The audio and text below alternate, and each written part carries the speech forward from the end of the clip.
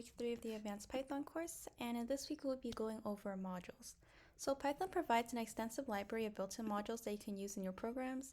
To see all of the available modules in the standard library, you can look at the Python documentation,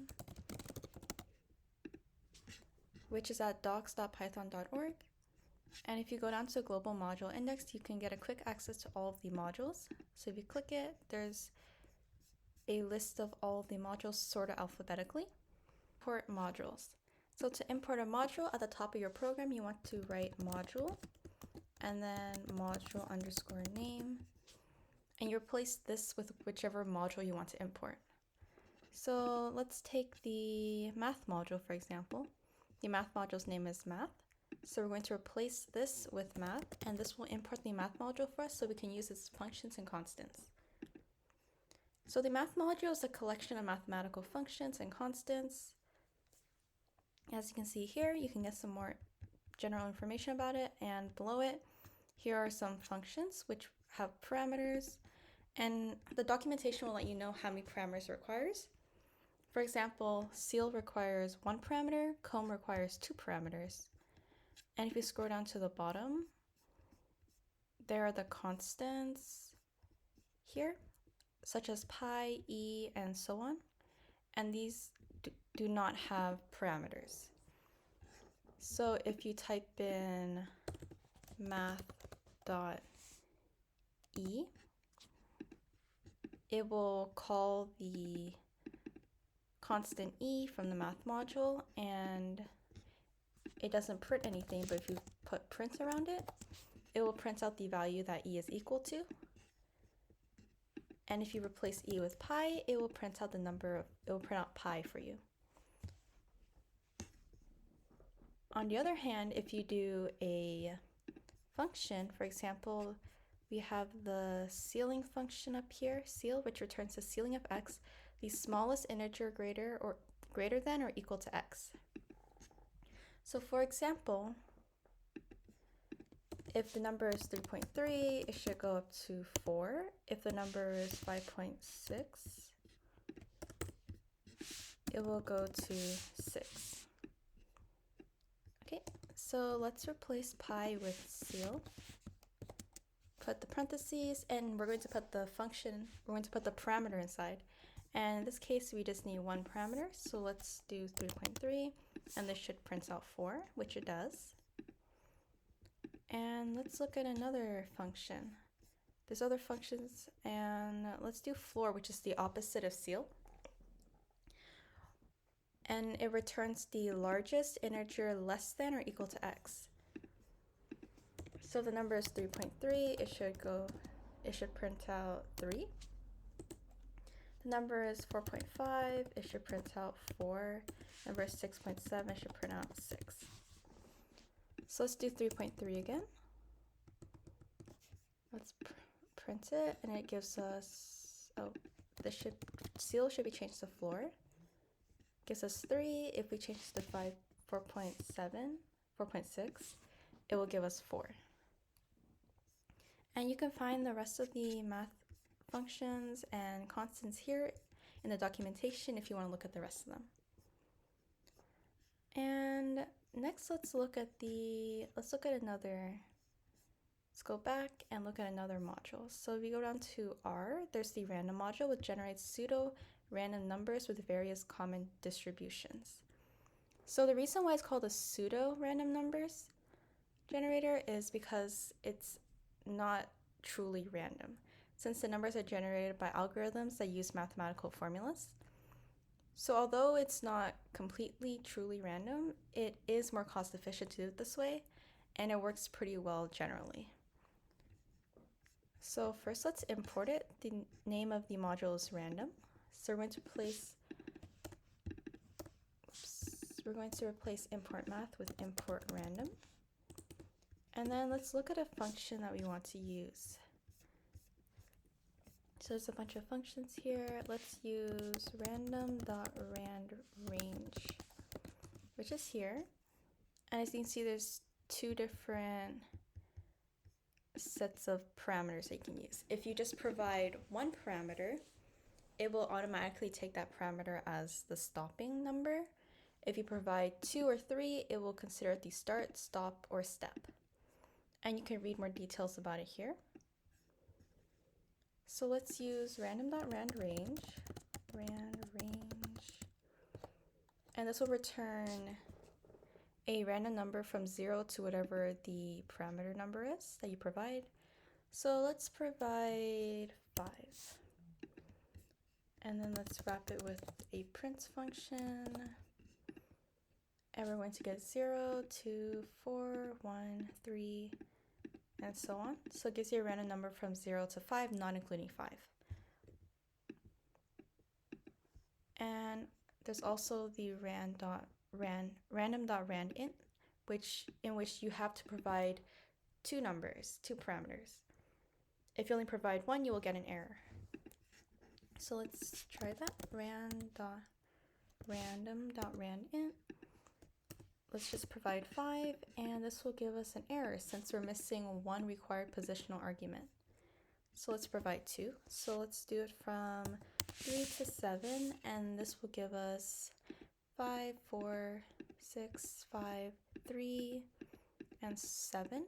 So this one is fully inclusive. It will go from whatever your first parameter is, to your second parameter, including possibly those 2 numbers that you put in there, as what in my output. Next, let's go over random.random. And you can find all of these functions and details in the documentation. So random.random returns the next random floating point number in the range of 0 to 1, not including 1. So if you do random.random, and then let's print that out. This one does not require a parameter. And it will just print out a decimal number from 0 to 1. As you can see here, it doesn't have an A or B or X or anything inside of here that's data as the parameters, so you don't need any. And in fact, if you put any in it, it will cause an error. There we go. As you can see, the type error is that random takes no arguments, although 1 is given.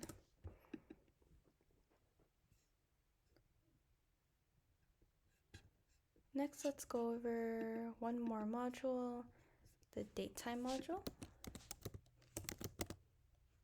And it's located under D, and it is basic date and time types. That's what the module is for. So first, let's import it, datetime.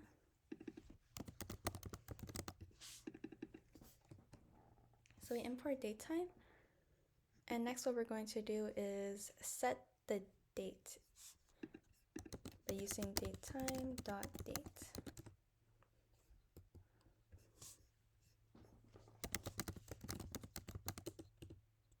Here we go.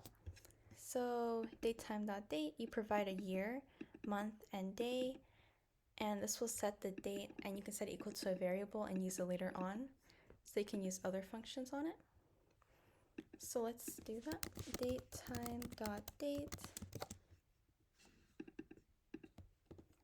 And in case you haven't, so the way you call a function is you do the module name, dot, a period, and then the function and then the parameters.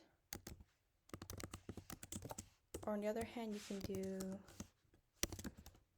module name dot constant, and I'll leave this here.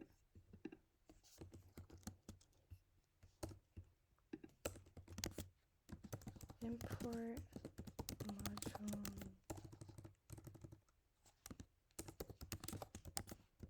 There we go. So let's do datetime.date. And what this requires is 3 parameters. So we're going to set the year to 2020, the date to the month, which is the second parameter, to the December, the 12th. And we're going to set the date to the 30th. So we do that. And you can set to any date or year that you want. So for example, let's set it to April 1st. of 2020, and that would also be fine and not give any errors. So let's set it equal to a variable. Let's just call it x, but it's going to be any variable that you would like, x, y, z, and so on. So let's set it equals to x, and if you do print x, you will get the date printed out. So 2020 and the 1st of April. If we change the month to 3, it will print out it as the 3rd month. Now let's look at some of the, see here, date.year. So if you use .year, it will give you the year of the date that you set. So in this case, we use x as the variable. So we're going to do x.year, and this will return the year, which should be 2020. So let's print this. We run it, and we get 2020 as a year. There's also other ones such as month and day. So if we do month, we get 3. If we do day, we will get 1. So let's look at another function, weekday. So we have the weekday function here, which returns the day of the week as an integer, where Monday is 0 and Sunday is 6. For example, if this was the date, 2002, with the 12th month and the 4th date, if you do .weekday after it with the parentheses, and you check if it's equal to 2, and if it's true, then you know it's a Wednesday. Since Monday is 0, Tuesday would be 1, Wednesday would be 2, Thursday would be 3, Friday would be 4, Saturday would be 6, Saturday would be 5, and Sunday would be 6. So if you do .weekday, that's how the numbers would correlate to the day of the week. On the other hand, if you do ISO weekday, then it returns it where Monday is 1 and Sunday is 7. So you can use either one. In this case, we're going to use .weekday. So let's see which day of the week this date was. So if we do x, so let's do x.weekday,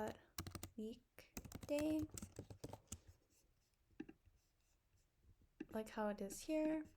And then we're going to print this so we can see which day of the week it is. And it prints out 6. 6 is correlated to Sunday, so it is Sunday.